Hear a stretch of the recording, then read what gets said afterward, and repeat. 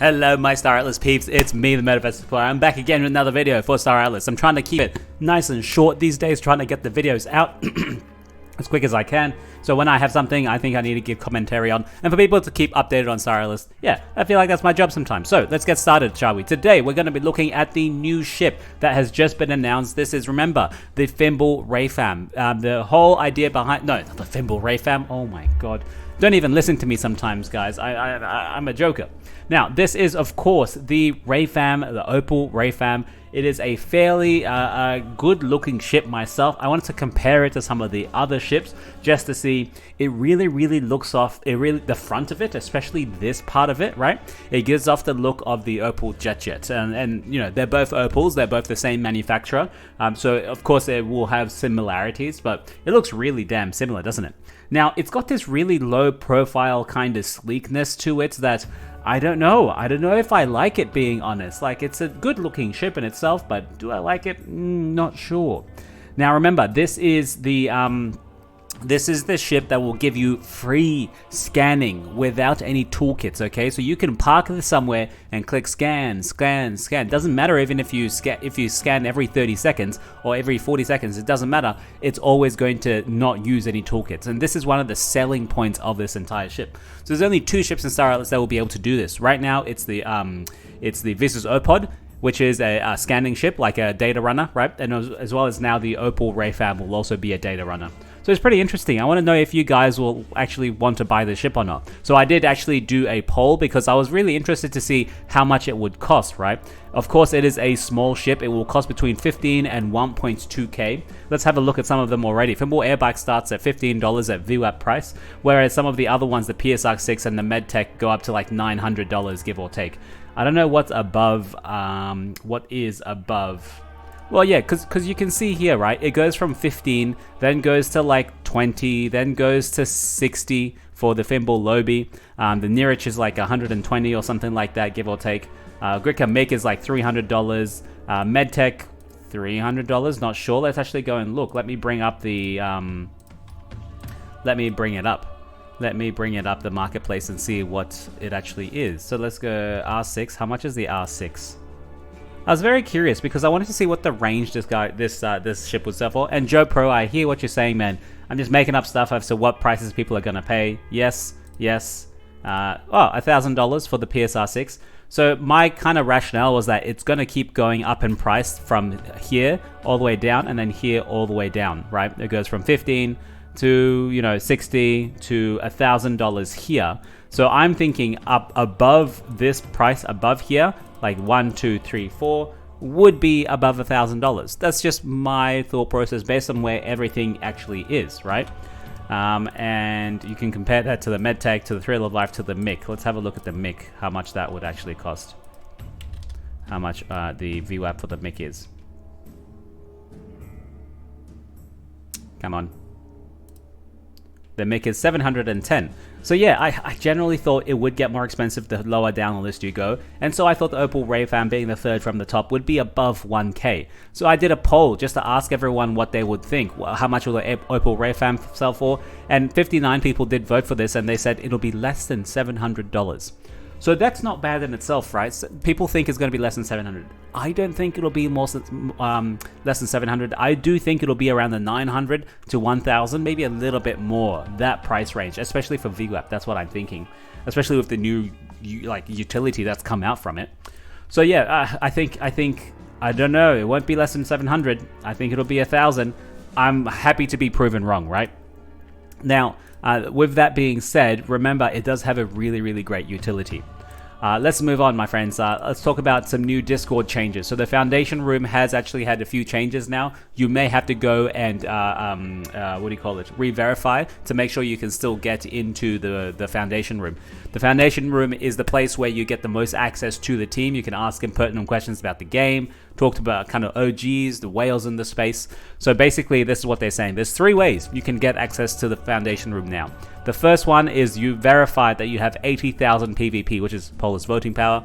You get that by staking Polis into the DAO itself. which can be obtained by locking your purpose over there at this little contract. You reach level 45 in the Discord server. Now that works against me because I don't talk much in the Discord server because I don't know. I just like to observe. I'm like a fly on the wall. People say I'm not in there at all. I'm actually in there. I see a lot of the different channels. I just don't say anything at all. And of course, the last thing is complete Never Alone quest and collect memory fragments. So if you can prove that you've collected memory fragments in your online account, in your blockchain address, then yes, you should be able to get access. Now in the Foundation room, there's going to be 3 things, right? The Foundation room dedicated to asking questions about feedback to the team. Foundation room chat, which is just all of us talking to each other rather than so that when the team replies, it's not going to be way up the top. You can see them reply, instead of everyone having put in their reply, their 2 cents here and there. Nah, that's not what it's for. And then of course a new channel, Foundation Room Sneak Peeks, raw and early sneak peeks into our development that you can't find anywhere. Now I wonder if they're going to reinforce, the sneak peeks where they say, oh, you can't post anything. That got me a little bit because guys, I like showing you this sort of stuff and giving you my take on things. But of course, if it's in that room, then I won't be able to show you because they'll probably say, nah, everything in there should not leave the room. And hopefully they get to reinforce that. Because I did get a warning when I did show something that I wasn't supposed to. And I hope they actually enforce that to other people in the space as well. Now, an update on the loot in Sage Labs. Let's have a look to see what is still claimable and what is not. Remember, they just topped this up, right? Fimble Mamba X's, there's still 5,000 of them left. Golden tickets, infinite of course. Max hogs, I think max hogs are the next best thing to craft at the moment after the butchers have been gone, because they do have good cargo capacity, the max hogs, as well as you'll be able to use it in the showroom as a ground vehicle. It's the only ground vehicle we have so far, right? So the butchers all gone. Fimble Mambas, there's 8 of them. Air bikes, 2,900. It's probably all gone by now. You can check we can go and check the contracts, but there's no point. I know it's going to be gone in no time at all, right? Visa Solo, 233, all going to be gone. Fimble Unibomber, it'll take a little bit more time, but it'll go. PSR6, the ship that I really, really wanted, guys. This is the one that I was trying to work my way to craft up to. It's all gone, so which is very disappointing, right? The PSX4, one of the first ships you could race with in the showroom, is also all gone.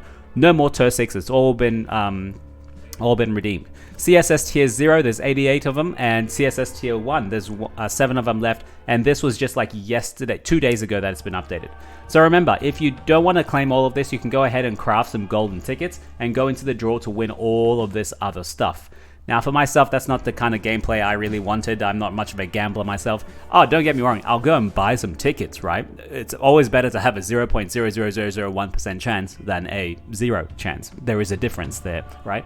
So I'll buy like 1, 2, maybe even 10 or 100 tickets, depending how expensive they are, and just chuck it in. I definitely won't get anything, but that's fine. I'm part of the community, Now, next up, let's have a look at the new Aphia flip side. I wanted to let you know it's all been updated. It is gorgeous. It is much more streamlined now.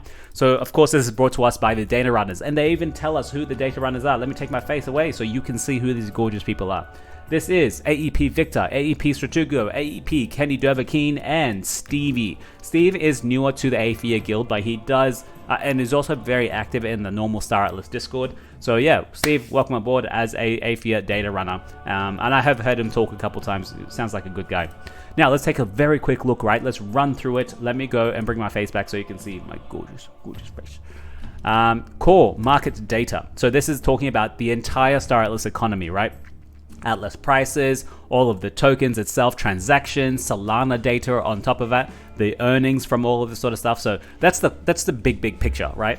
We'll be using this a little bit later, but now everyone's focusing on labs itself.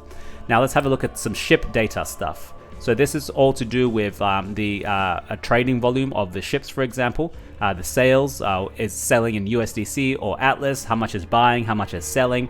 And of course, you get to see some of the USDC prices in a chart for all of these. Pepe, this is really good stuff, man. This is really, really good stuff. Let's keep going. These are the claim stakes as well. So, of course, the economy is just going to keep growing and growing with lots of new stuff added. So we've got to keep on track of this. Claim stakes in score, there's 3.1 million claim stakes. Remember, that is not their primary use. They're supposed to be used something else in like the game itself, like in labs or even in UE5, right? So the claim stakes and score is just a band-aid solution. So you get to see how much people are assets.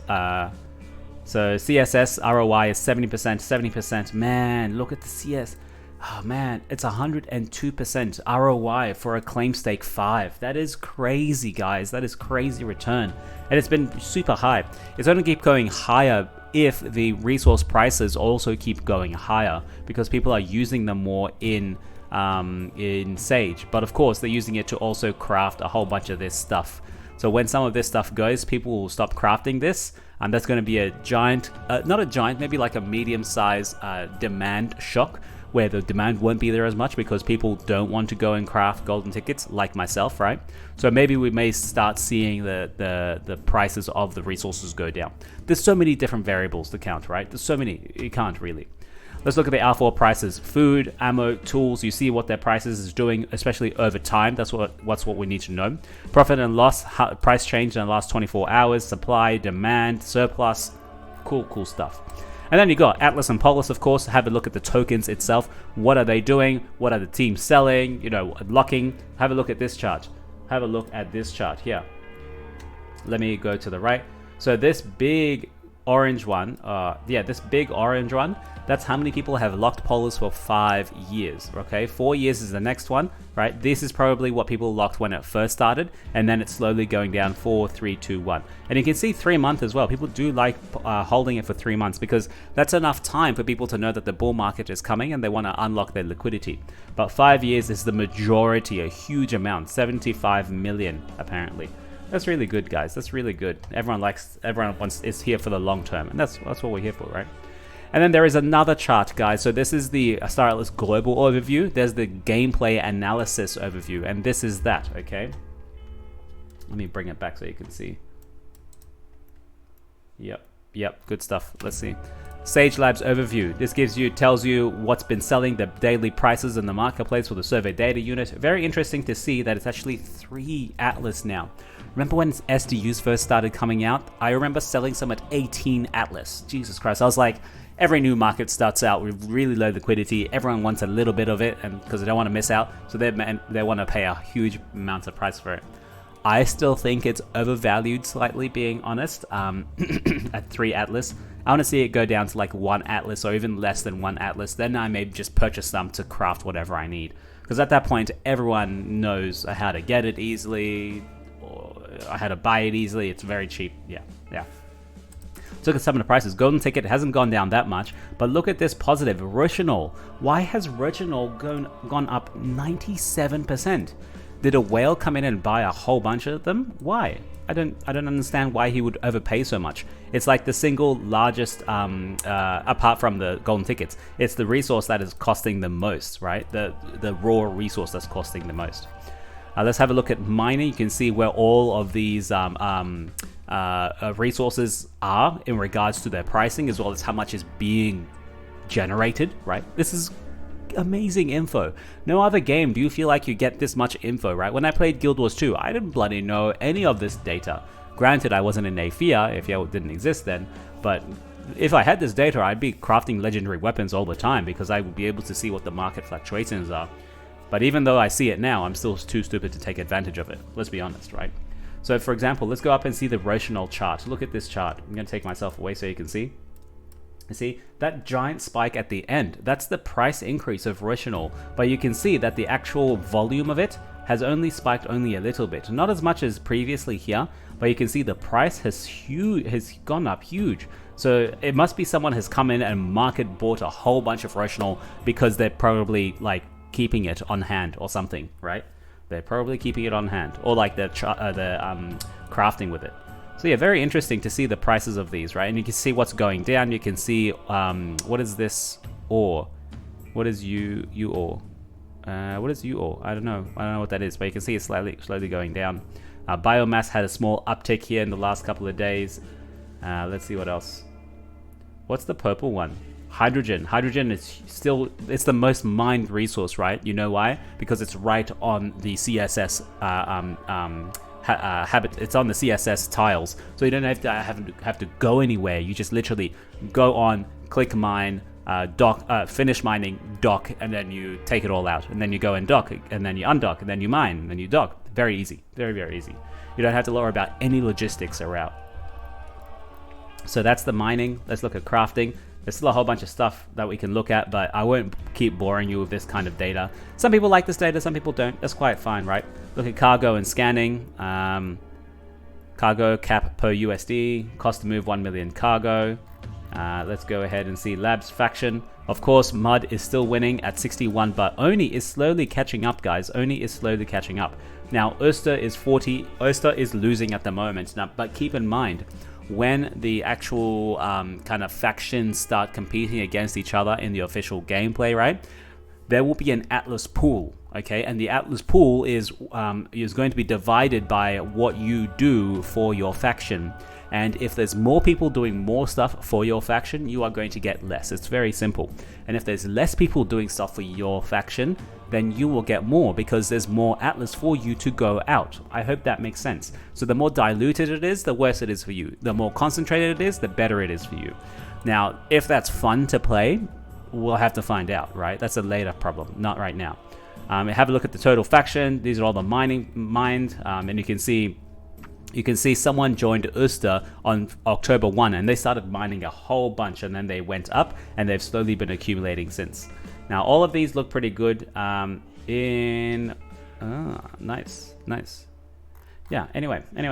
And that's score. Score will be deprecated sooner or rather than later. The team's going to slowly push you out. I think not during labs right now, but when Starbase comes out, I think that's when they're going to start pushing us out of it. Yeah, anyway.